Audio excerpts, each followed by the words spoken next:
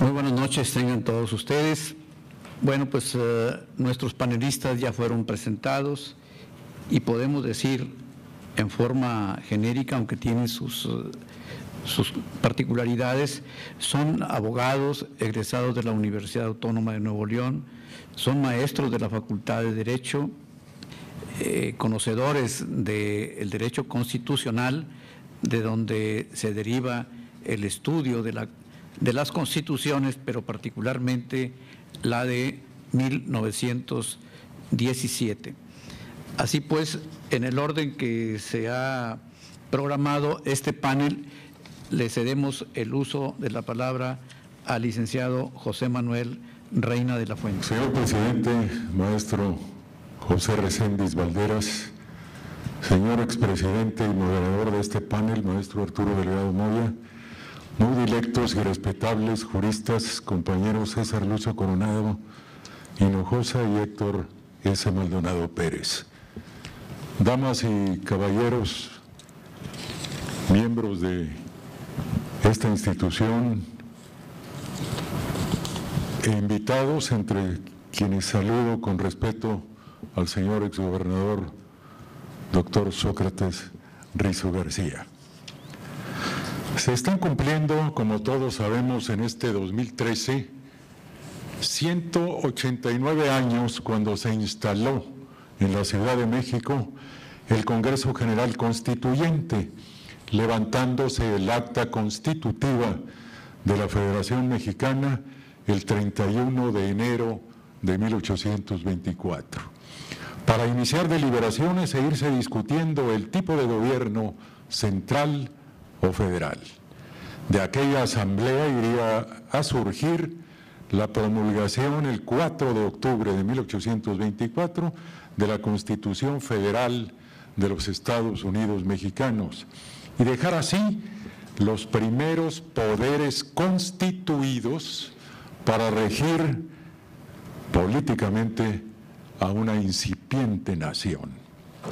Esa fue en estricto rigor jurídico la primera Carta Magna decretada y sancionada por una representación popular de carácter realmente republicano, pues lo que históricamente se conoce como Decreto Constitucional para la Libertad de la América Mexicana o Constitución de Apatzingán fue un documento de indiscutible valor insurgente que contuvo algunos de los principios de los sentimientos de la nación, los cuales marcara José María Morelos y Pavón un año antes, en 1813, pero que no tuvo el alcance socio-jurídico para entrar en vigor.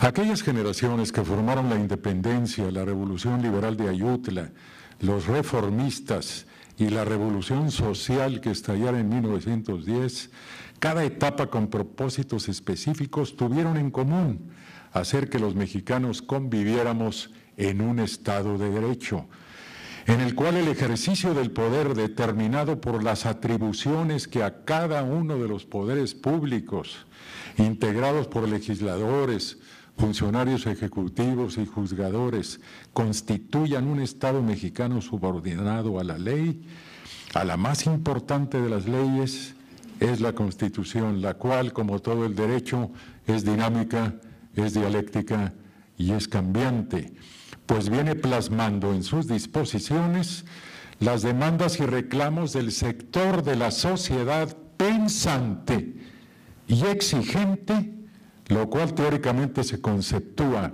en la doctrina como factores reales de poder. Un pueblo soberano cada vez más politizado que pide procurar equilibrios, aminorar injusticias y ensanchar libertades dentro de un orden comunitario para convivir armónicamente en la familia, en los centros de trabajo, en las instituciones que imparten educación y cultura, en las organizaciones en general, donde todas, con un aire de romanticismo, podríamos decir que la Constitución es una normatividad al servicio de la vida, razón por la cual debe irse adaptando por el pueblo mismo al espíritu de una época, fomentando entre la gente, tal como se hace énfasis en la actualidad, los valores y la cultura de la legalidad. Toda comunidad tiene necesidad de un instrumento jurídico bajo cuyo amparo pervivir en su evolución. Las revoluciones no son más que una evolución detenida y que en cierto tiempo hace que surjan estallidos sociales. Desafortunadamente, nuestro Estado de Derecho se ve frecuentemente obstaculizado por malsanas y perversas luchas entre facciones políticas que han venido quedando en la historia como monarquistas y republicanos, federalistas y centralistas, liberales y conservadores, neoliberales derechistas e izquierdistas, con etiquetas de progresistas o retrógrados. Para todos hay partidarios y hay defensores a conveniencia. Nuestro proceso constitucional hoy lo contemplamos como un sistema republicano, democrático, representativo, laico, de corte presidencialista, elevado hacia los derechos humanos universales para la idiosincrasia propia de nuestro pueblo, pero en una inevitable interdependencia globalizadora entre naciones. Repitiendo el concepto de en estricto rigor, la nación mexicana ha tenido solo 3 constituciones. La de 1824, discutida y aprobada, ya lo dijimos, en la Ciudad de México, y las de 1857 y 1917, ambas debatidas en Querétaro. Aurora de la libertad por la conspiración de 1810, expresión en el Cerro de las Campanas de la resiedumbre republicana de Benito Juárez. En los últimos años se ha escuchado que el Congreso de la Unión podría abrogar la también llamada Constitución General de la República. Sin embargo, a veces olvidamos que de 1917 a la fecha, nuestro máximo ordenamiento jurídico constitucional ha tenido por adiciones y reformas cerca de 500 modificaciones que han sufrido los 136 artículos divididos en sus 9 títulos, hechos por decretos de reforma que aproximadamente son, hasta el día de hoy, 180. ¿Quiénes lo hacen? Pues ese teóricamente llamado Poder Constituyente Permanente, el cual se manifiesta para tales efectos cuando concurren en una segunda convocatoria los 2/3 del Congreso General, otra manera de llamar al Congreso de la Unión, más la mayoría aprobatoria de las legislaturas de las entidades federativas. Esto hace que nuestra Constitución sea teóricamente llamada una Constitución rígida y no flexible como las enmiendas que se hacen en otros países, por ejemplo, en los Estados Unidos y en Inglaterra. Es indudable que al Poder Ejecutivo y a quien lo encabeza, o sea, el presidente de la República, la Constitución le otorga atribuciones que en conjunto se advierten como un sistema de gobierno presidencialista, sí, pero en realidad es una concepción más de hecho que de derecho, pues bien puede darse un equilibrio de poderes para que entre ellos se limiten entre sí y no se adviertan fenómenos de tintes absolutistas o despóticos. Pero centrémonos en lo que hoy debemos enfatizar. Decíamos que el próximo mes de octubre se cumplirán 189 años cuando los constituyentes invocaron a Dios Todopoderoso, y muchos creemos firmemente que aunque oficialmente no se invoque al Supremo Creador, debemos ser respetuosos de un eje central de espiritualidad para que la educación, la moral, la política y el derecho se finquen y se estrechen en aras de la armonía y paz social, siempre y cuando gobernantes y gobernados seamos corresponsables para lograrlas y el ideal de justicia esté por encima de una balumba de juridicidad cuyos preceptos y prácticas procesales hagan que el errar humano de quienes imparten justicia en la división de poderes se culpen entre sí. El caso Cassés es patético.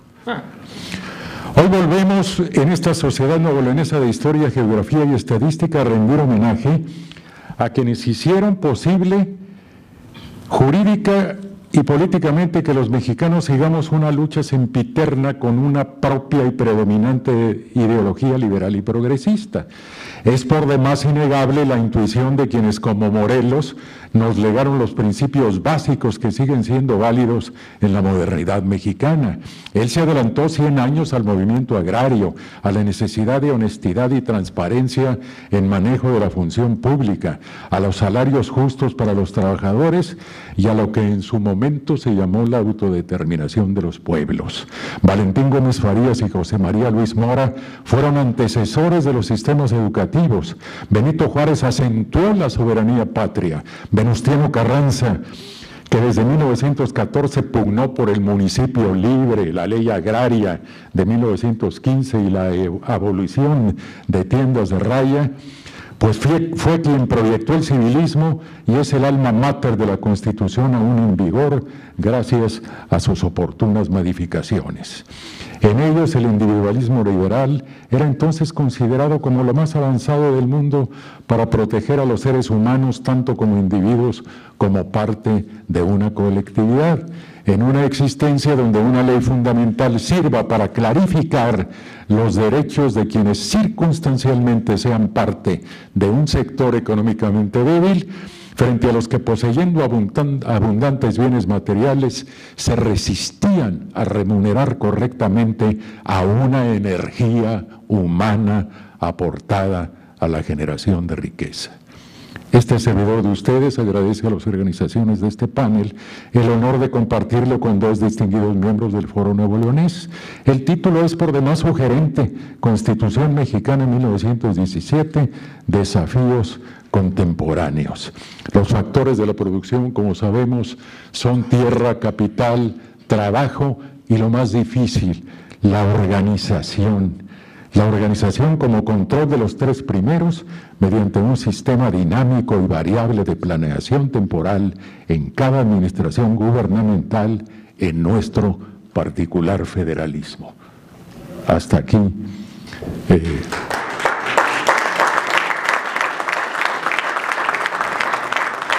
Agradecemos la participación, los conceptos del licenciado José Manuel Reina de la Fuente, y le cedemos el micrófono al licenciado Héctor S. Maldonado Pérez.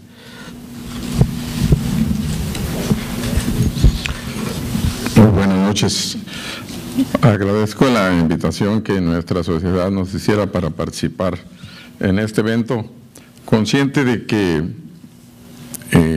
no somos los más indicados para hablar de la Constitución, de sus antecedentes, de su historia, de su cronología, y más frente a dos compañeros abogados que se han distinguido en estas investigaciones y en esta especialidad.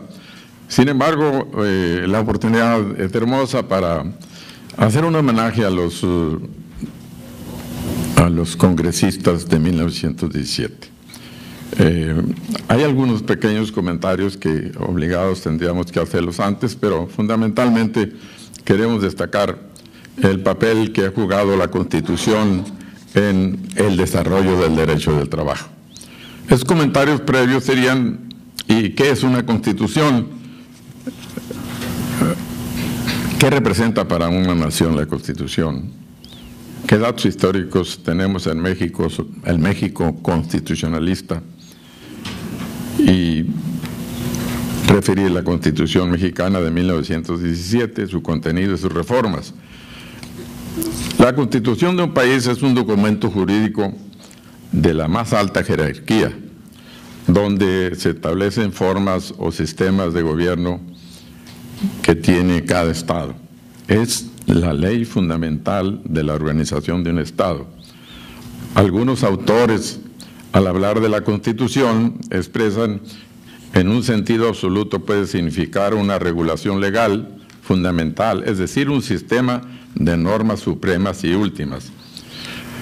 La mejor manera de conocer al pueblo mexicano, sin duda, es hacer un recorrido por la historia de sus constituciones, porque está recogido los sentimientos, las inquietudes, la problemática y las aspiraciones del pueblo mexicano. Nuestra Constitución es la máxima disposición normativa que nos rige en el país. Y no porque lo digamos nosotros, simple y sencillamente porque la propia Constitución lo establece. El artículo 133 establece que la Constitución, las leyes del Congreso de la Unión que emanen de ella y todos los tratados que estén de acuerdo con la misma, celebrados y que se celebren por el Presidente de la República, con aprobación del Senado, será la ley suprema de toda la Unión. Es decir, está bien claro cuál es nuestra máxima normatividad. ¿Qué representa para una nación la Constitución? Pues en ocasiones las constituciones fundan al Estado, porque no existía jurídicamente y no había una entidad nacional, ni unidad política, ni social. El pasado histórico de México nos enseña que obtuvimos la independencia sin tener una constitución. Luego entonces, una constitución que fue promovida y publicada a pocos años de haber obtenido nuestra independencia fue la de 1824. Le ha dado al pueblo de México un territorio definido, una forma de gobierno independiente, sus garantías individuales y sociales y, en fin, es la partida de nuestro país jurídicamente hablando. Los datos históricos de México en las constituciones, bueno, pues ya los han referido aquí, en obvio de tiempo, para pasar más adelante los vamos a omitir.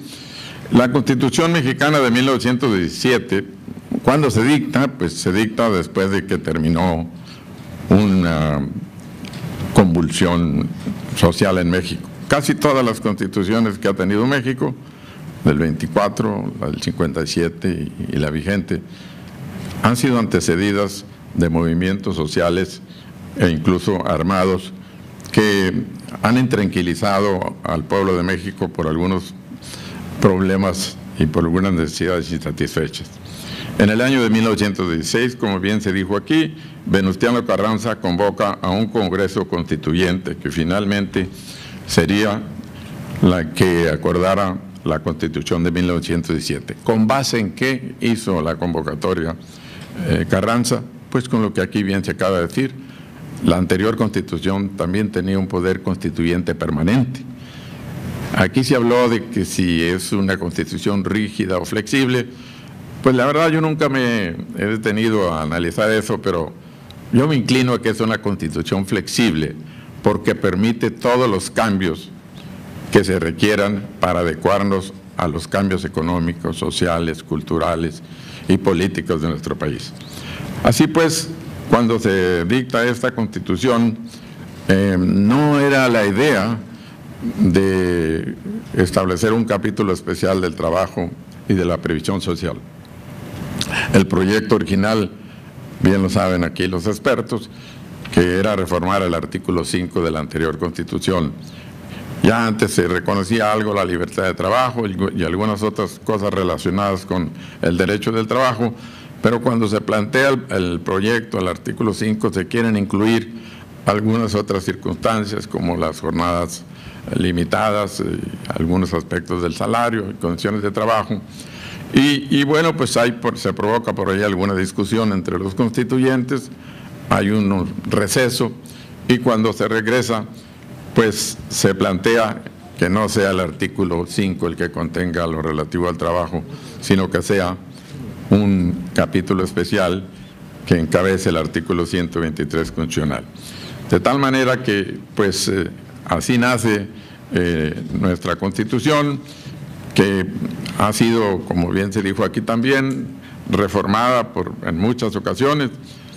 El buen amigo Sergio Elías Gutiérrez, en una obra que tiene sobre la Constitución, dice que de 1917 a 1994, nuestra Constitución, a través del Poder Constituyente, ha sido reformada en 97 artículos y hasta esa fecha permanecían solo inalterables 39 de sus originales, mediante 100 decretos expedidos por 16 diferentes presidentes. No es un secreto que nuestra Constitución efectivamente ha sido objeto de reformas y aquí no estaríamos muy de acuerdo con las críticas a las reformas, porque el derecho busca el bien común y el derecho se tiene que ajustar a la conducta de los humanos, y la conducta de los humanos evoluciona, cambia, y el derecho, para seguir cobijando esas metas, tiene que también transformarse y modificarse. La base legal para la reforma pues está en este poder constituyente, acaba de estar todavía incluso en proceso de terminación la reforma al artículo 3º, que ya pasó por la Cámara de Diputados, por la Cámara de Senadores y por un gran número de legislaturas de los estados. Y bueno, pues esto que si la reforma es buena o es mala, pues habrá que analizarla y habrá que también digerirla y dejarla a un análisis práctico, porque, bueno, pues no se cambia fundamentalmente el precepto constitucional, sino se ratifica que al Estado le corresponde la impartición de la educación, pero ahora se ocupa del instrumento que tiene el Estado para cumplir con esa obligación, que son los maestros.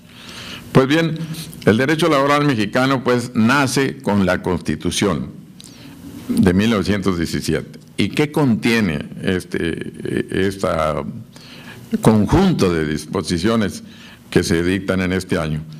Pues contiene derechos individuales, contiene derechos colectivos, contiene derechos de la seguridad social, protección a la familia, justicia laboral, extinción de las deudas de los trabajadores con su patrón y una reglamentación del propio artículo 123. En principio, el artículo 123 constitucional pues no es el único que contiene aspectos laborales. También los encontramos en el artículo 4 y en el artículo 5, que es la libertad de trabajo, el derecho que todos tenemos a percibir salario y la irrenunciabilidad de los derechos laborales. Eso, pues aunado a que en recientes reformas, una de 1980, integró en el propio artículo 3º constitucional el trabajo universitario, en donde se habló de derecho de sindicalización, de derecho de huelga, de derecho de contratación colectiva. Y yo hoy, les soy franco, no tengo un análisis completo de esta reforma que anda por ahí, pero seguramente se habla de algunos derechos en relación con quienes son los responsables de la educación en México. Pues bien, todo este contenido de derechos en la parte individual, pues todos lo conocemos, la limitación a la jornada, la protección al salario, el trabajo a la mujer y a los menores, y ha sido reglamentado a través de la Ley Federal del Trabajo. Es importante recordar que nuestro artículo 123 en el gobierno del licenciado López Mateos se convirtió en 123A y 123B porque reconoce el derecho de la burocracia también para que esté dentro del derecho del trabajo. Y posteriormente pues hay otras reformas, el artículo 15 y el artículo 16 son objeto también de reformas para estar acorde con la reforma de la Constitución de 1929, en donde se suprimió la facultad que tenían los estados para legislar en materia laboral. Los estados cumplieron con esa obligación de 1917 a 1929, pero se complicaron las cosas en la interpretación que cada estado hacía y se terminó por federalizar la legislación laboral con una reforma del 29 y con la promulgación de la primera Ley Federal del Trabajo de 1931. En aquella ley, su artículo 2 establecía que las relaciones burocráticas del Estado con sus trabajadores o los municipios con sus trabajadores se regiría por leyes civiles. Aquí Nuevo León tiene su ley civil de 1947, pero no se dictó con base en las reformas que en la época de los 80 se hicieron al 116 y al 115, que dio facultades a los estados para que legislaran en materia laboral para la burocracia. Pues bien, estos aspectos del derecho individual son admirables como los trata la Constitución, porque los trata como derechos mínimos y permite que en la medida y en la capacidad de cada empresa esos derechos crezcan. Habla de un salario mínimo, pero los salarios que se perciben en México en promedio son 5 tantos de salarios mínimos a través de acciones de los sindicatos y de la contratación colectiva. Habla de un derecho mínimo de aguinaldo, de descansos, y tenemos semanas en donde se trabajan 5 días y no uno solo.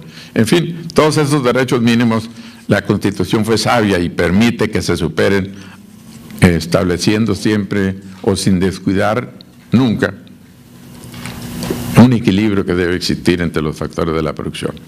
Pese a lo que se piensa, el artículo 123 constitucional no es estrictamente obrerista. El artículo 123 le dio fama a nuestra Constitución porque contiene disposiciones de la justicia social, que parte de la base de que no todos somos iguales y que hay que tratar en forma desigual a los desiguales y hay que equilibrarlos. Y en esa medida de equilibrio se reconoce el derecho de sindicalización para los trabajadores y también para los patrones. Se reconoce el derecho de huelga para los trabajadores y también el paro para los patrones. Se reconocen otras cuestiones que mantienen ese equilibrio porque nuestra Constitución tiene un contenido que propicia y que genera actividades económicas que permitan la subsistencia y la mejora de México. Esos aspectos del derecho colectivo pues son justamente los que mantienen ese equilibrio. La seguridad social, bueno, fue creada justamente por la Constitución al establecer que debía dictarse una ley respectiva que con el tiempo, a través de otra reforma y pasados casi 20 años, se dicta nuestra ley del Seguro Social. Hay algunos aspectos que protegen a la familia, el patrimonio familiar, pese a lo que muchas veces se piensa que es producto del derecho civil, está contenido en una de las fracciones del artículo 123 constitucional. Ciertamente, luego se reglamenta por el derecho civil, porque bueno, es el que se encarga de las cuestiones patrimoniales. También, pues, en un transitorio de la Constitución, recogiendo las inquietudes y lo que había lastimado al pueblo de México, especialmente la clase campesina y la clase trabajadora, determina en un transitorio que todas las deudas que los trabajadores tuvieran con su patrón, al entrar en vigor la Constitución, automáticamente quedaban extinguidas. Poco se ha hablado de eso. Se crea la justicia laboral a través de las juntas de conciliación y arbitraje y hay una reglamentación del artículo 123 a través de la ley de 1931, a través de la ley de 1970, a través de las reformas procesales del 80 y a través de las reformas últimas del 1 de diciembre del año próximo pasado. En materia burocrática es igual, hay una ley federal burocrática que reglamenta y en los estados pues hay las legislaciones civiles. Con todo esto, el derecho del trabajo nace de nuestra Constitución. El derecho del trabajo en México todo se lo debe a los constituyentes de 1917. Muchas gracias.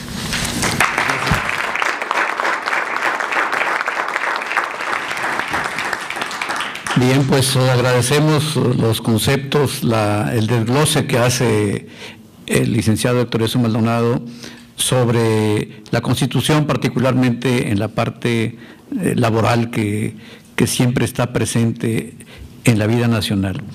Vamos a escuchar enseguida los conceptos del licenciado César Lucio Coronado Hinojosa, quien nos hablará de la Constitución y algún ángulo particular que él quiera destacar. Yo quisiera pedirle, fuera o en forma ortodoxa, me permite pasar a la tribuna. Yo soy hijo de la tribuna y mi señora, mi madre y mi maestra. Sentado no puedo hablar. Perdónenme. Adelante, licenciado. Sí. Perdón. Ahora.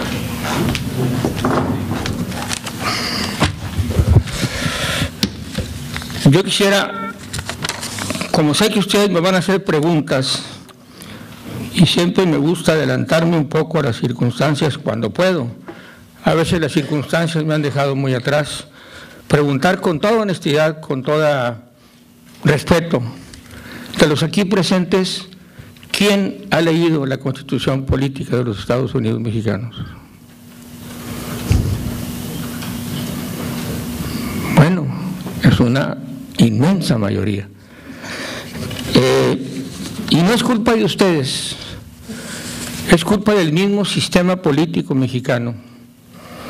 Es culpa de que creemos que la Constitución es un documento histórico que se firmó y que se maneja en ciertos tribunales y que es una materia de especialistas o de estudiosos.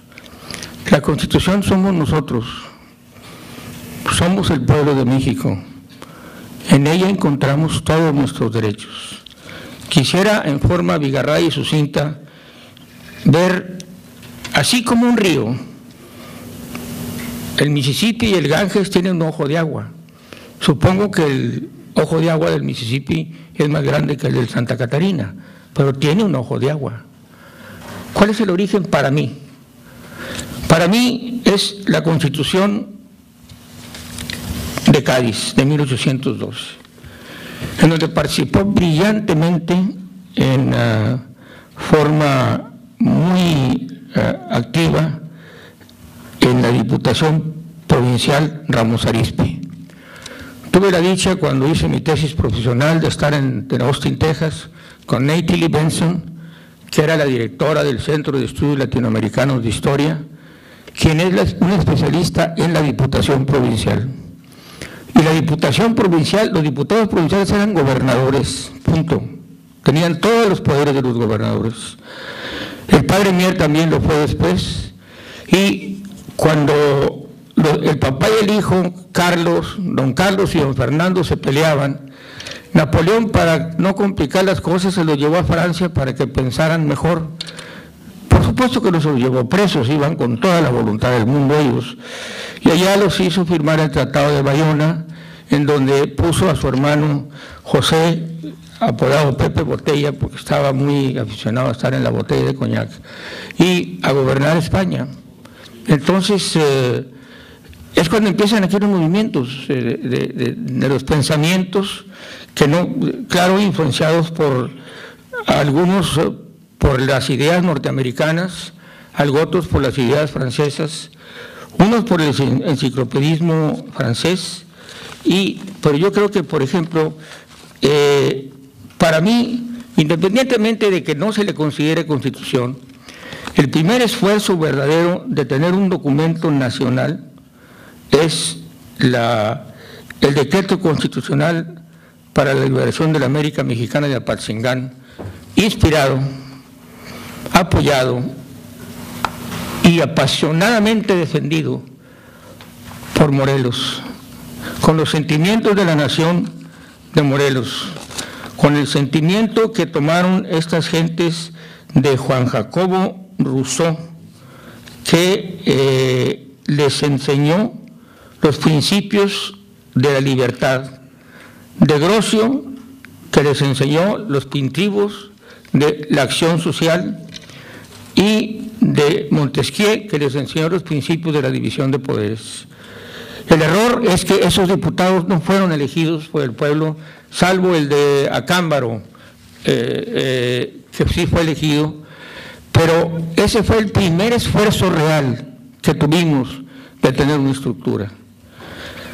Cuando allí intervinieron en la formulación de todas estas, digamos, ideas, pues para mí brillantes, pues gentes como Andrés Quintana Roo, como Carlos María de Bustamante, como José María Herrera, que dieron a ese documento por el cual Morelos perdió su guerra, por estar cuidando sus diputados, por permitir que sesionaran, perdió la estrategia.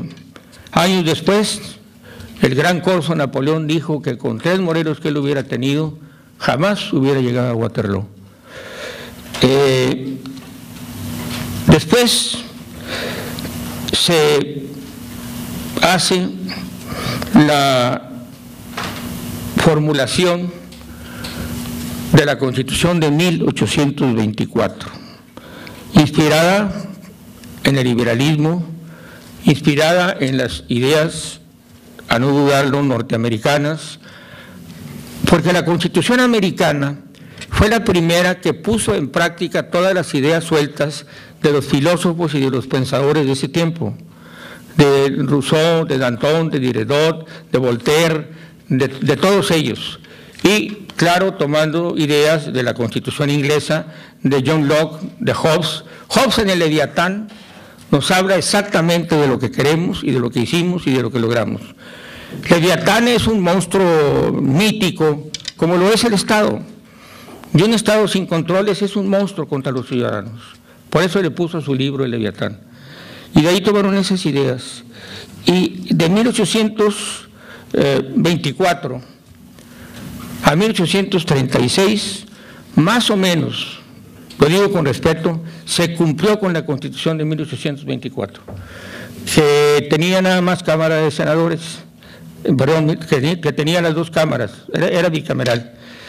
Y en 1836 empieza lo que yo he llamado la época de la inautenticidad histórica de México. No éramos México. Fue hasta la revolución del plan de Casamata de Santana a la revolución de Ayutla, son todos estos años de inautenticidad. Y ahí viene Santana 11 veces y Gómez Farías 5 veces, etcétera. Y Gómez Farías, el padre real del liberalismo mexicano, eclipsado, no opacado, por Juárez y la generación de la Reforma, los Lerdo, el Nigromante, todos los brillantes hombres, Iglesias, que dieron a México esa base de lo que hoy tenemos como pensamiento liberal mexicano, hicieron posible la Constitución de 1857, que es, yo creo, el primero y verdadero estatuto constitucional que tuvimos. Y sus antecedentes, como les digo, los he señalado en forma abigarrada y sucinta, pero previó la división de poderes, previó el Ejecutivo, el Legislativo, el Judicial.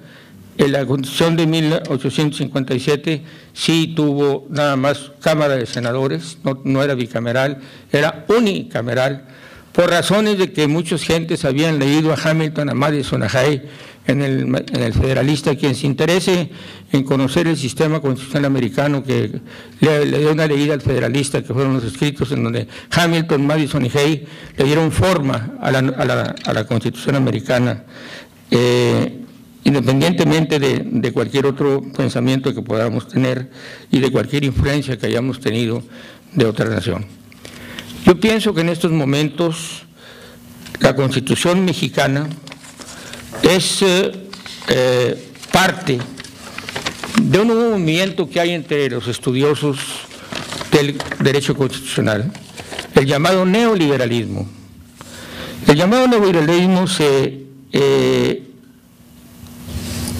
conscribe a señalar que la Constitución no debe de verse nada más como un documento político, porque lo es, sino como un documento jurídico que tiene leyes para defenderla. Ahí están los tribunales constitucionales para defenderla, ahí están. Ahí están el Tribunal Electoral, están las controversias constitucionales, están una institución que cuando nosotros estudiamos no existía, las antítesis entre un colegiado y otro que tiene que resolver la Corte.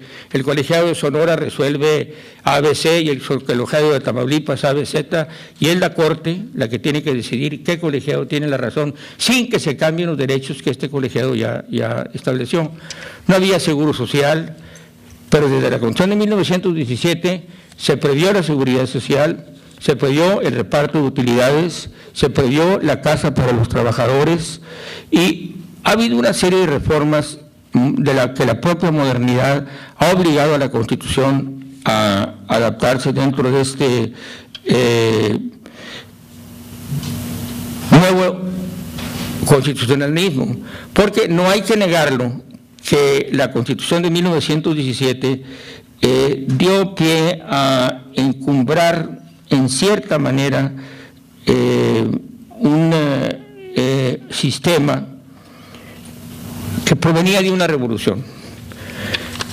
Los legisladores que fueron a Querétaro ni estaban graduados en Yale, ni en Harvard, ni se fueron de profesores a Harvard, si es que están dando clases, señores, ni son Chicago Boys, como mi amigo.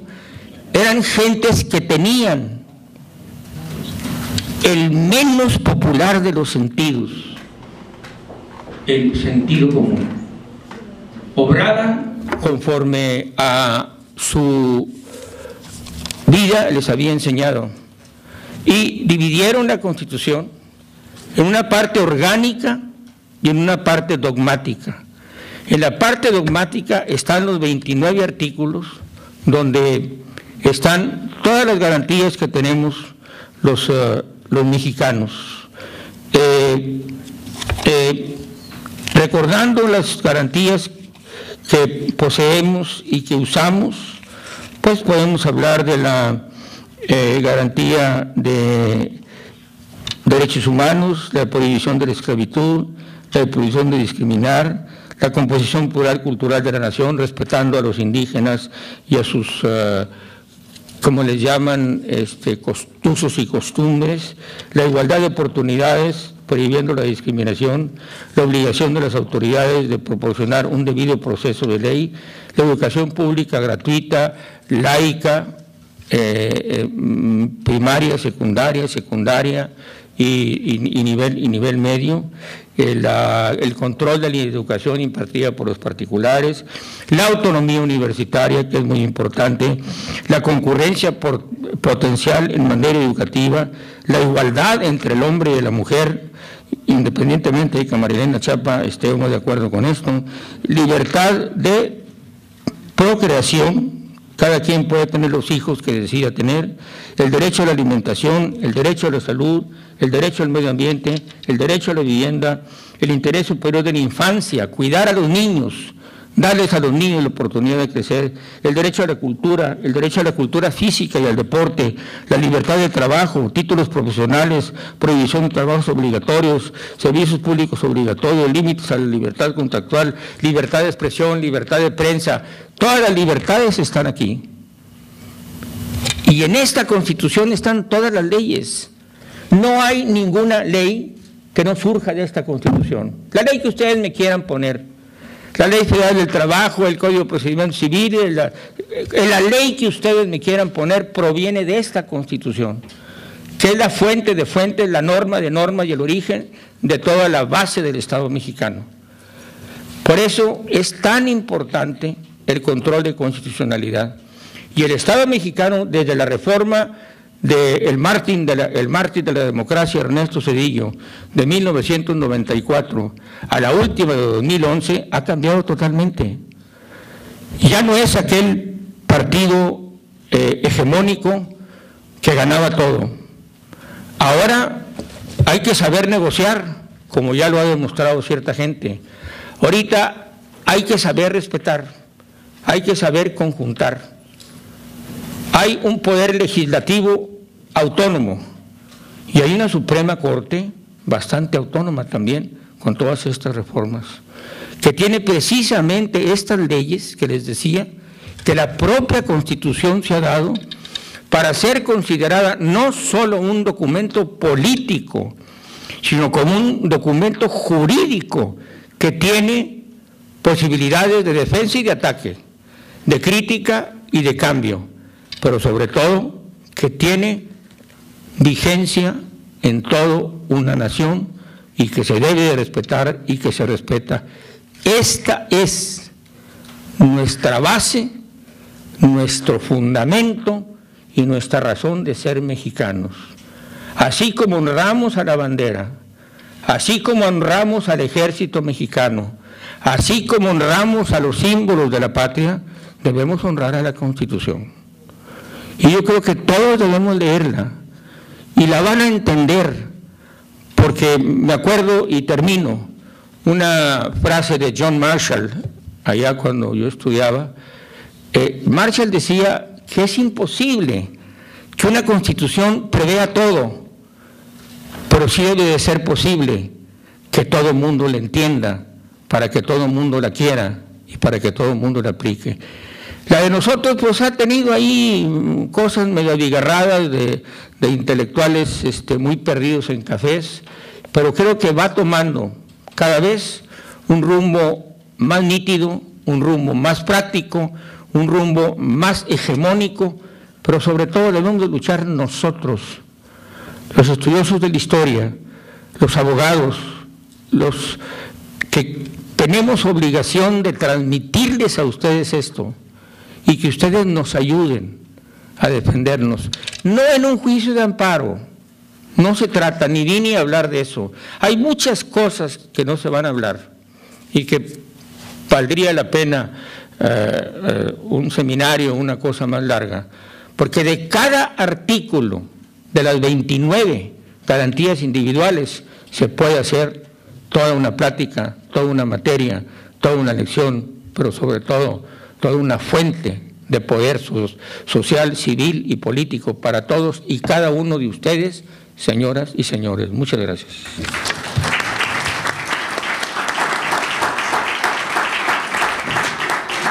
Bien, agradecemos la intervención del licenciado César Lucio Coronado. Como ustedes se han dado cuenta, hemos tenido un esbozo histórico de lo que es la Constitución, el mismo concepto de la Constitución, aquí se ha explicado, pero también cómo se dan las tendencias políticas en el constituyente para elaborar, para construir una Constitución de la cual nos han hablado nuestros panelistas en la línea de los derechos civiles, de los derechos ciudadanos, de los derechos sociales, donde se ha destacado el rol que tiene dentro de la Constitución el artículo 123. Yo quisiera preguntar a nuestros panelistas, ¿tienen derecho a 2 minutos para alguna precisión, alguna intervención? Ustedes tienen la palabra. Empezamos con el licenciado Reina de la Fuente. Con todo respeto para ustedes, yo quisiera que me preguntara a alguien por qué soy liberal y por qué defiendo a los liberales, para invitar a ustedes a recordar a un egregio constitucionalista, don Jesús Romero Flores, quien decía que el 10 de julio de 1863, en una asamblea de notables, un santo señor llamado Ignacio Aguilar y Marocha dijo: España difundió sobre México el esplendor divino de la civilización angelical. Y Romero Flores dijo: yo me hice liberal porque pregunto, ¿es acaso civilización angelical las matanzas de Cholula y del Templo Mayor, el martirio de los reyes indígenas, el asesinato de Cuauhtémoc, el aperreamiento, o sea, la caza de indios con perros, la espada apoyando a la cruz, ser obedientes a Dios si eran sumisos al rey, y que la voz del obispo es la voz de Dios y lo contrario a ello es la voz del diablo? Es para meditarse. Bien. Preguntamos al licenciado Héctor S. Maldonado. Tiene derecho a una participación de 2 minutos. Sí, con mucho gusto. En mi anterior intervención yo hacía un homenaje y una admiración permanente a los constituyentes de 1917. Fueron verdaderos sabios, cargados de sentimientos nacionales y con un concepto bien claro de lo que es el bien común. Cuando redactaron el artículo 123 en su primera parte, propiamente ahí establecieron toda la corriente que puede enriquecer el derecho del trabajo, porque se dijo que los estados debían de legislar sobre el trabajo de los artesanos, de los domésticos, de los obreros y en general de quien tuvieran un contrato de trabajo. En base en eso, el derecho del trabajo ha sido calificado con dos características. Primero, que es un derecho en constante expansión. Y por eso, originalmente, que el derecho laboral se aplicaba al trabajador de la industria, incluso en los planes académicos de las escuelas se llamaba la materia derecho industrial. Pues de ahí pasó, como lo dijo la Constitución, a los domésticos, a los deportistas, a los médicos, a los maestros universitarios, etcétera, etcétera, y empezó a cubrir actividades sujetas a relaciones de prestación de servicio personal, con la única condición de que el trabajo se prestara en forma subordinada. Y en esta medida caía dentro del derecho laboral. Y por otra parte, la circunstancia de que contenga derechos mínimos, pues lo ha hecho que sea un derecho inconcluso. La ley nuestra contiene esos derechos mínimos, pero se da la oportunidad a los trabajadores y a los patrones para que en un ejercicio democrático de los más puros que se dan en México, enriquezcan el derecho del trabajo a través del contrato colectivo. Y hay más vacaciones de las mínimas que marca la ley, y hay más descansos, y hay más salarios, etcétera, etcétera. Esas dos características de ser un derecho inconcluso y en expansión, se las debemos a la redacción tan sencilla, pero tan sabia, que le pusieron los legisladores a la primera parte del artículo 123 constitucional. Bien, preguntamos al licenciado César Lucio Coronado si desea hacer uso de los 2 minutos de comentario final. Sí, porque luego se van a olvidar de mí. Yo quisiera hablar de Andrés Molina Enríquez, autor de un libro llamado Los Grandes Problemas Nacionales, que yo andaba busque y me dijo, mi hijo, papá, ahí lo traes en tu celular en el internet. Y yo bibliotecas y lo agarró el huerco, le meneó y dijo, aquí está. Entonces, pude leer la obra completa de Andrés Molina Enríquez. Sí, bueno, y es que yo soy un analfabeta, no conozco todavía eso.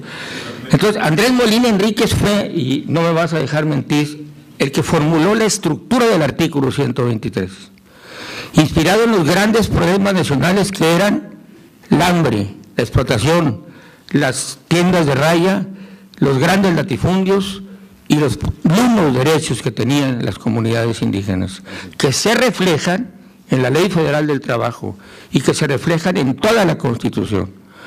Y yo creo que la Constitución mexicana ha sufrido muchas reformas y nos critican.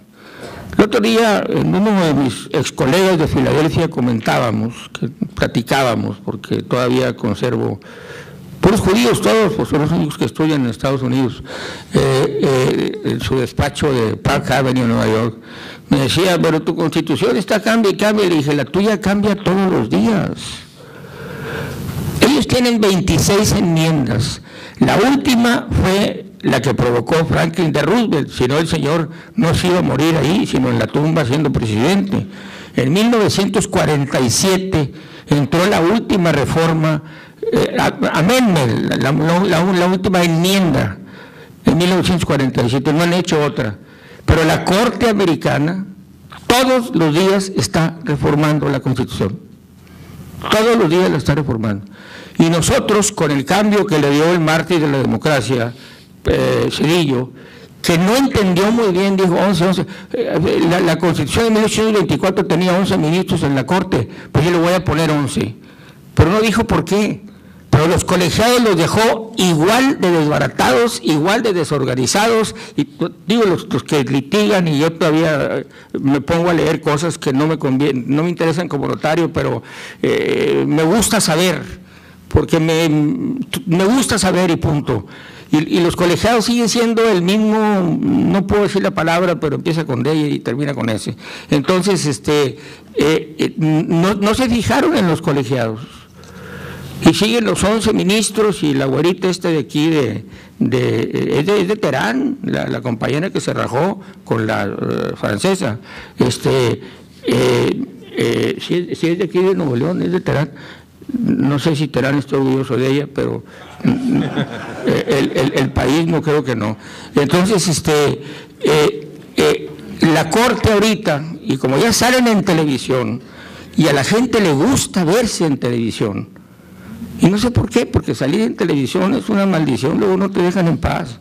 Entonces, la Corte se ha convertido ahorita en un equilibrio del Poder Ejecutivo y del Poder Legislativo, con esa reforma, la de 1994, que llega hasta 2011 y que les da una serie amplia de facultades con una serie de cortes y una serie de facultades que ya las han bajado a los colegiados y a instancias que no tienen más, digamos, apelación posible o recurso posible.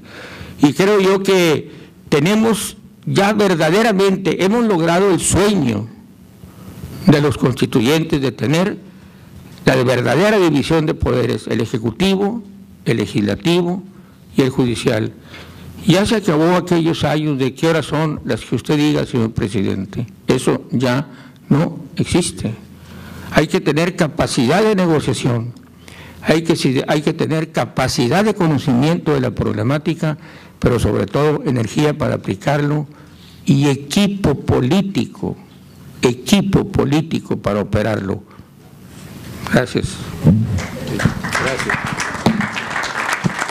Bueno, como ustedes se habrán dado cuenta, cuando le decimos al panelista, tiene 15 minutos y en forma muy densa nos explican y quisieron explicarnos muchas cosas más sobre este caso, las ciencias jurídicas que rodean todo este discurso de la Constitución, pues ellos se dedicaron no solamente a estudiar la carrera, sino en la parte de litigio, en el posgrado, en el ejercicio de la función pública, cómo hay una revisión y ampliación de la cultura jurídica que sin duda tiene cada uno de los panelistas, como tienen algunos de los presentes que también tienen la carrera y tienen los posgrados y demás.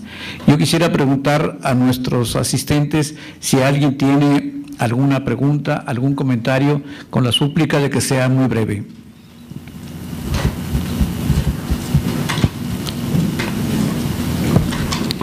No las cocorees.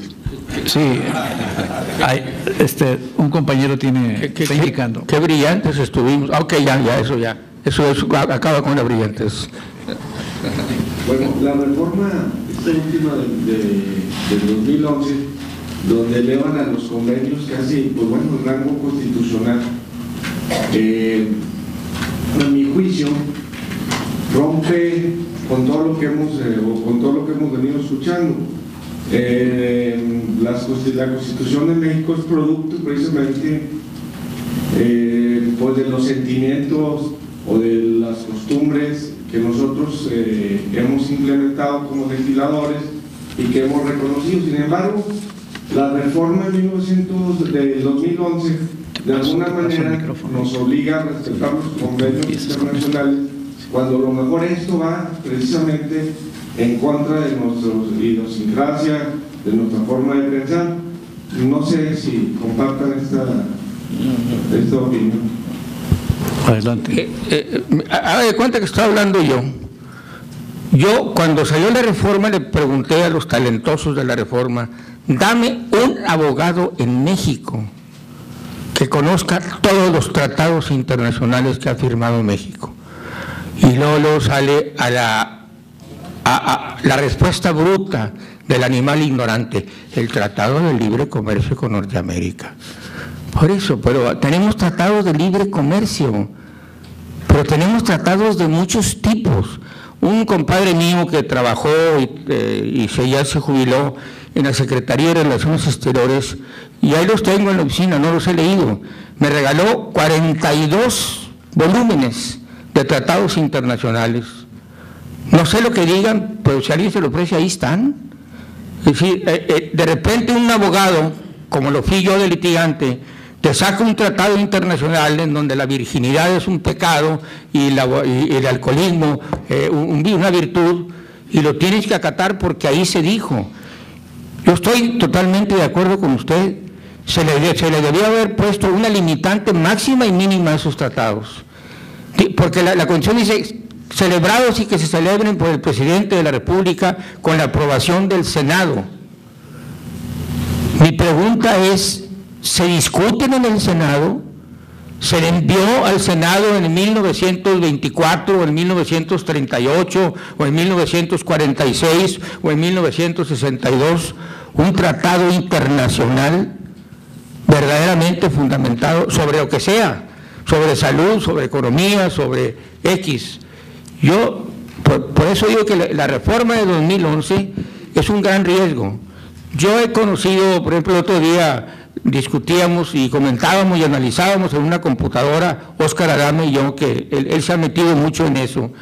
Pues no nos dio la computadora, tronó, y era una de esas de la manzanita, tronó, no dio. O si usted conoce un abogado mexicano que conozca todos los tratados internacionales, me lo presenta y nos vamos unos 3 meses a Chipinque a platicar. Ese es un efluvio de querer, pero voltearon el orden. Esta Constitución, los tratados internacionales y las leyes, o sea que los tratados están a libre de las leyes. ¿Cómo? ¿Por qué? ¿A qué horas los pusieron arriba de las leyes? Estoy totalmente de acuerdo que la reforma de 2011 es muy peligrosa en manos de algún litigante que se ponga a hurgar, pues no sé, los que quieran ir al Instituto Matías Romero, tiene 8,700 tratados ahí. No sé quién vaya a tener tiempo de leerlos. 8,700. El Instituto Matías Romero es el instituto que tiene la Secretaría de Relaciones Exteriores, en donde guarda todos sus antecedentes jurídicos, sociales, políticos, etcétera. Y en el Instituto Matías, precisamente estos libros que me regaló mi compadre, los publicó el Instituto Matías Romero. Pero son una parte, pues no le puedo decir si es el 5% o el 3% de los tratados internacionales. ¿Quién en este país conoce el contenido, el continente, el alcance y la profundidad de un tratado internacional, el que sea? Estoy totalmente de acuerdo por usted, y sus palabras fueron las mías, y yo las abundé un poquito más, no sé, pero estoy totalmente de acuerdo con usted. Bien, el licenciado Óscar y después el licenciado Tolentino. Sí. Primero que nada, felicitarlos a los 3 panelistas. Y retomando el título del panel de hoy, Desafíos Contemporáneos, es necesario que a 4 años del centenario de la Constitución del 17 hablemos de un nuevo constituyente en virtud de las reformas, más de 200 se mencionó por ahí, reformas que ha tenido nuestra Carta Magna, y en virtud de que tenemos por ahí algunos artículos tan extensos que parecen leyes reglamentarias, lo podemos decir, esta ley o esta reforma educativa pareciera más un capítulo de la Ley General de Educación que una reforma propiamente a la Constitución. De tal manera que la propuesta o la pregunta concreta es, ¿sería pertinente revisar nuestra Constitución para hacerla menos interpretativa, retomando el caso Cassés? El licenciado Héctor S. Maldonado. Hace algún momento decía yo que tiene que haber una adaptación conforme el mundo cambia, porque si no el derecho deja de alcanzar sus fines. ¿Para qué es el derecho? Pues el derecho es para conducir a los hombres en armonía dentro de una sociedad. Y cuando las leyes que tenemos ya no alcanzan el objetivo, hay que cambiarlas.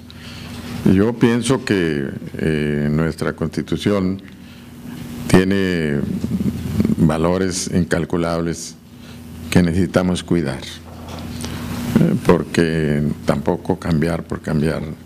Se cambia solamente cuando sea necesario y hay bases constitucionales que nos siguen identificando como mexicanos. Hay que tener cuidado en no perderlas antes de pensar en hacer un cambio completo, integral. Como hemos ido, no nos ha pasado nada, que por áreas, por temas, se han ido haciendo las adecuaciones que se requieren. Y en esos cambios, aún a veces tan pequeños como este de educación, hace un poco temblar a México, a alguna clase social.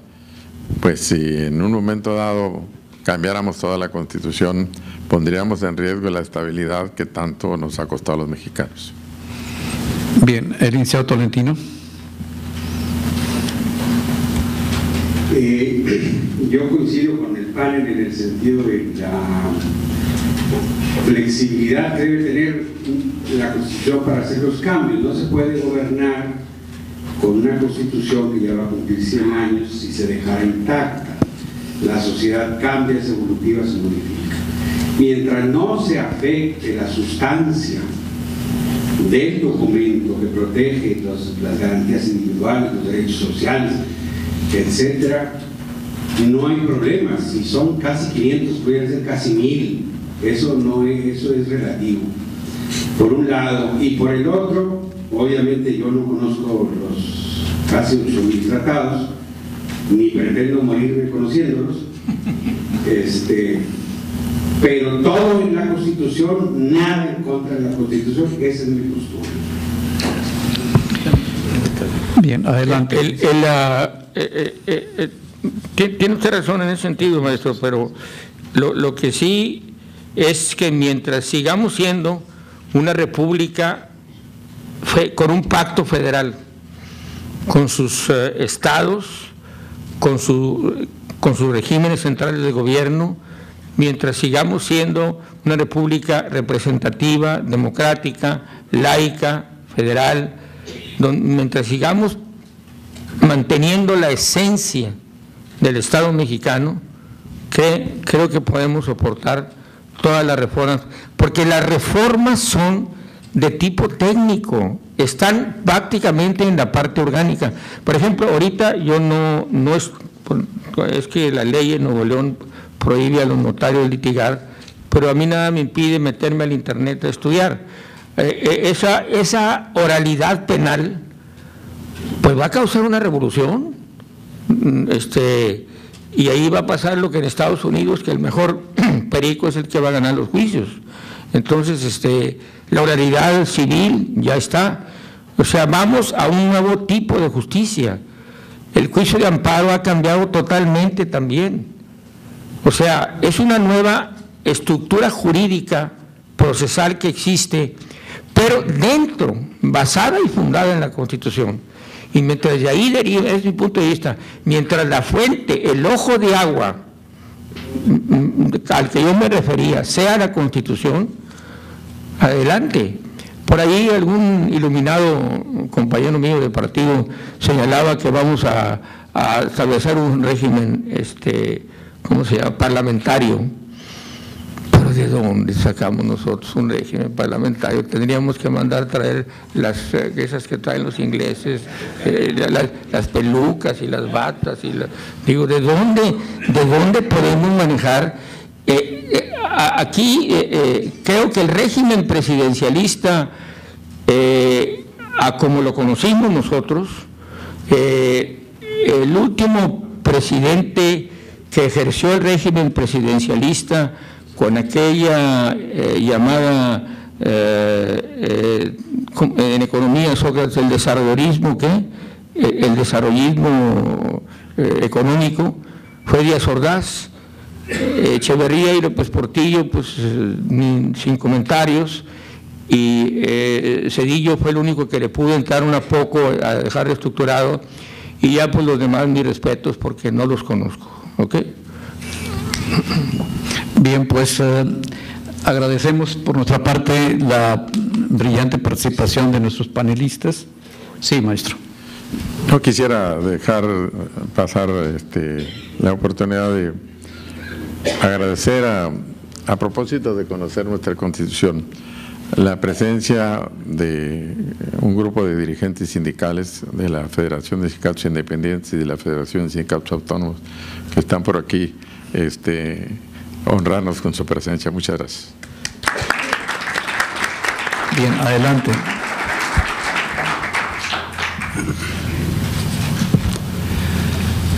Pues muy bien, después de escuchar a los conferencistas, a los panelistas de este evento, yo quiero nada más remarcar que este evento se hizo coordinadamente, como ya se decía, entre la Sociedad Noroñesa de Historia, Geografía y Estadística y el Museo de Historia Mexicana. Damos estas dos instituciones las más expresivas gracias a los panelistas y llévense nuestro reconocimiento por la entrega de su tiempo y que nos compartan sus conocimientos en un tema tan interesante y más en estos momentos donde se requiere conocer mucho más en polémicas de estos tipos, porque además nos llevan a acercarnos más a la identidad que todo mexicano debe tener como objetivo alcanzar. Así es que muchas gracias a los panelistas y llévense nuestro más ferviente reconocimiento. Y también aprovecho la ocasión para expresar que la Sociedad Noroñesa de Historia, Geografía y Estadística siempre estará dispuesta a compartir las oportunidades de realizar foros coordinados con el Museo de Historia Mexicana, todas las veces que sean necesarias y más cuando se tocan temas como estos que tienen como fin un desarrollo y una gran difusión del conocimiento histórico que todos, absolutamente todos, debemos compartir. Muchas gracias entonces a los panelistas, así como también al maestro Arturo Delgado Moya, que nos ha servido de moderador. Muchas gracias, señor presidente. Los invitamos a permanecer aquí en la sala. Vamos a proceder a la entrega de los reconocimientos, para lo cual, concluida la participación de los socios sobre este tema del día de hoy, de este panel del día de hoy, pedimos a nuestro presidente haga entrega de los reconocimientos que la Sociedad Nuevo-Leonesa de Historia, Geografía y Estadística hace a cada uno de los panelistas. Favor de pasar por su reconocimiento, licenciado José Manuel Reina de la Fuente. Este reconocimiento dice: a la letra Sociedad Nuevo-Leonesa de Historia, Geografía y Estadística, AC, otorga el presente reconocimiento al licenciado José Manuel Reina de la Fuente por su excelente intervención en el panel Constitución Política de los Estados Unidos Mexicanos de 1917, fecha martes 5 de febrero 2013, auditorio del Museo de Historia Mexicana in omnibus veritas. Lleva la rúbrica de nuestro señor presidente y de nuestro secretario general. Suplicamos también al licenciado Héctor S. Maldonado Pérez reciba su reconocimiento de manos de nuestro presidente, reconocimiento que otorga la Sociedad Nuevo-Leonesa de Historia, Geografía y Estadística por su excelente intervención en el panel Constitución Política de los Estados Unidos Mexicanos. De la misma forma, agradecemos también al licenciado César Lucio Coronado reciba su reconocimiento otorgado por nuestra Sociedad Nuevo-Leonesa de Historia, Geografía y Estadística por su participación en este panel.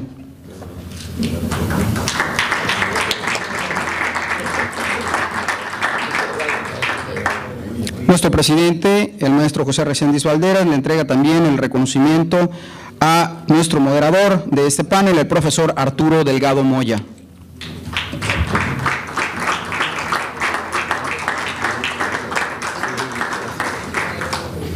A continuación, solicitamos de la manera más atenta a nuestro presidente y como nos marca el protocolo de nuestras sesiones, proceda a la clausura de esta sesión. Suplicamos a todos ustedes ponerse de pie.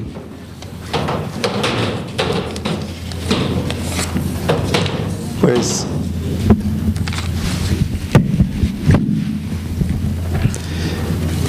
primero, antes que todo, estimados consocios, invitados especiales, amigos de nuestra sociedad, gracias por su presencia y los convidamos a que nos sigan acompañando en los eventos que realizaremos en este espacio. Y no nos queda más que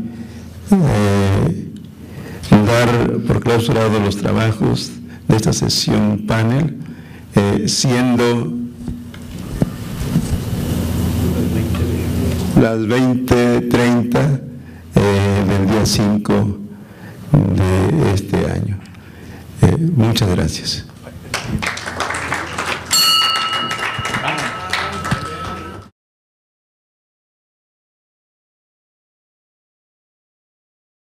Y la cultura de la legalidad. Toda comunidad tiene necesidad de un instrumento jurídico bajo cuyo amparo pervivir en su evolución. Las revoluciones no son más que una evolución detenida y que en cierto tiempo hace que surjan estallidos sociales. Desafortunadamente, nuestro Estado de Derecho se ve frecuentemente obstaculizado por malsanas y perversas luchas entre facciones políticas que han venido quedando en la historia como monarquistas y republicanos, federalistas y centralistas, liberales y conservadores, neoliberales derechistas e izquierdistas, con etiquetas de progresistas o retrógrados. Para todos hay partidarios y hay defensores a conveniencia. Nuestro proceso constitucional hoy lo contemplamos como un sistema republicano, democrático, representativo, laico, de corte presidencialista, elevado hacia los derechos humanos universales para la idiosincrasia propia de nuestro pueblo, pero en una inevitable interdependencia globalizadora entre naciones. Repitiendo el concepto de en estricto rigor, la nación mexicana ha tenido solo 3 constituciones.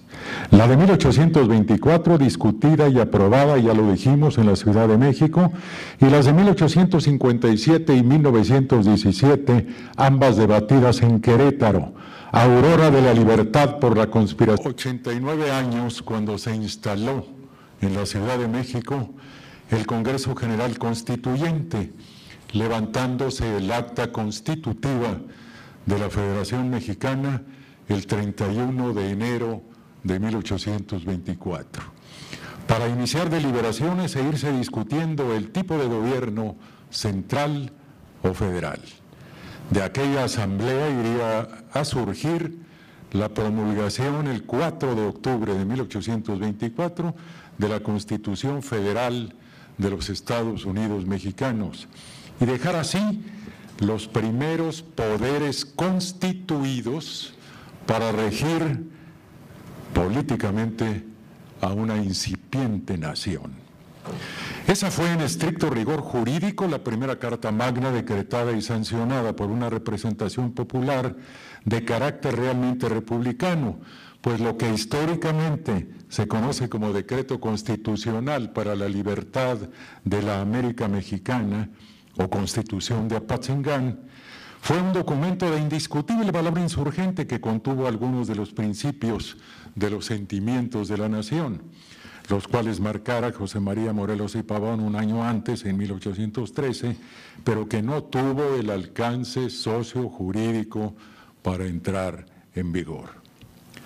Aquellas generaciones que formaron la independencia, la Revolución Liberal de Ayutla, los reformistas y la revolución social que estallara en 1910, cada etapa con propósitos específicos tuvieron en común hacer que los mexicanos conviviéramos en un Estado de Derecho, en el cual el ejercicio del poder determinado por las atribuciones que a cada uno de los poderes públicos, integrados por legisladores, funcionarios ejecutivos y juzgadores, constituyan un Estado mexicano subordinado a la ley, a la más importante de las leyes es la Constitución, la cual, como todo el derecho, es dinámica, es dialéctica y es cambiante, pues viene plasmando en sus disposiciones las demandas y reclamos del sector de la sociedad pensante y exigente, lo cual teóricamente se conceptúa en la doctrina como factores reales de poder. Un pueblo soberano cada vez más politizado que pide procurar equilibrios, aminorar injusticias y ensanchar libertades dentro de un orden comunitario para convivir armónicamente en la familia, en los centros de trabajo, en las instituciones que imparten educación y cultura, en las organizaciones en general, donde todas, con un aire de romanticismo, podríamos decir que la Constitución es una normatividad al servicio de la vida, razón por la cual debe irse adaptando por el pueblo mismo al espíritu de una época, fomentando entre la gente, tal como se hace énfasis en la actualidad, los valores de 1810, expresión en el Cerro de las Campanas de la resiedumbre republicana de Benito Juárez. En los últimos años se ha escuchado que el Congreso de la Unión podría abrogar la también llamada Constitución General de la República. Sin embargo, a veces olvidamos que de 1917 a la fecha, nuestro máximo ordenamiento jurídico constitucional ha tenido por adiciones y reformas cerca de 500 modificaciones que han sufrido los 136 artículos divididos en sus 9 títulos, hechos por decretos de reforma que aproximadamente son, hasta el día de hoy, 180.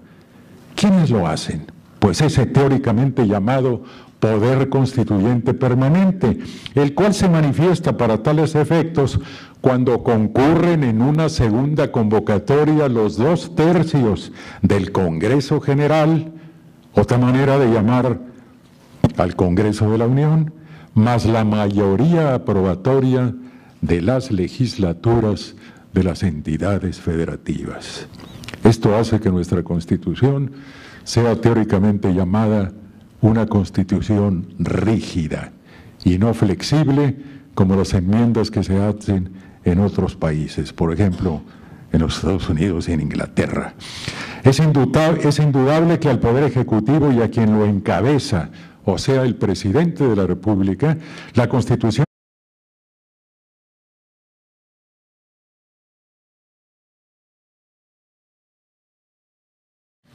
Muy buenas noches, tengan todos ustedes. Bueno, pues nuestros panelistas ya fueron presentados y podemos decir en forma genérica, aunque tienen sus particularidades, son abogados egresados de la Universidad Autónoma de Nuevo León, son maestros de la Facultad de Derecho, conocedores del derecho constitucional, de donde se deriva el estudio de las constituciones, pero particularmente la de 1917. Así pues, en el orden que se ha programado este panel, le cedemos el uso de la palabra al licenciado José Manuel Reina de la Fuente. Señor presidente, maestro José Reséndiz Valderas, señor expresidente y moderador de este panel, maestro Arturo Delgado Moya, muy dilectos y respetables juristas, compañeros César Lucio Coronado Hinojosa y Héctor S. Maldonado Pérez. Damas y caballeros, miembros de esta institución e invitados, entre quienes saludo con respeto al señor exgobernador doctor Sócrates Rizo García. Se están cumpliendo, como todos sabemos, en este 2013, 100